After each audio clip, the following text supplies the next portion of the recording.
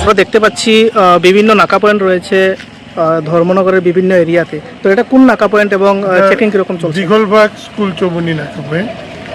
তো এখানে আমাদের 4টা টিম আছে। রোস্টার ডিউটি সকাল 6টা থেকে শুরু হয়, চলে দুপুর 12টা পর্যন্ত। দুপুরের সেশন চলে দুপুর 12টা থেকে সন্ধ্যা 6টা। সন্ধ্যা 6টা থেকে চলে evening session up to 12 AM।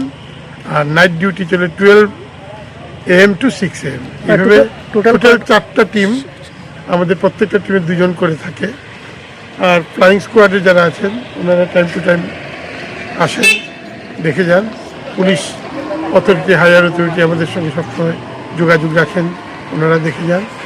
আর আমরা 2টো নাকা পয়েন্টকে এখানে কভার করি, ওই সাইডে আর এই সাইডে। টোটাল কয়টা নাকা পয়েন্ট রয়েছে? টোটাল 6টা নাকা পয়েন্ট। এবং এই নাকা পয়েন্টের মূল কারণ কি?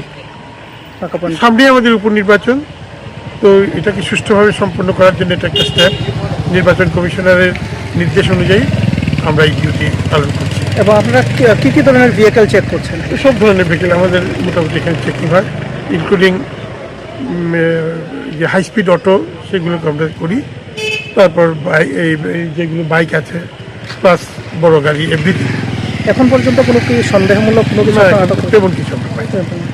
আপনার পরিচয়টা? আমি ডিএন বিদ্যা মন্দির কেমিস্ট্রি পিজিটি। আপনার পরিচয়? সুশান্ত দেব।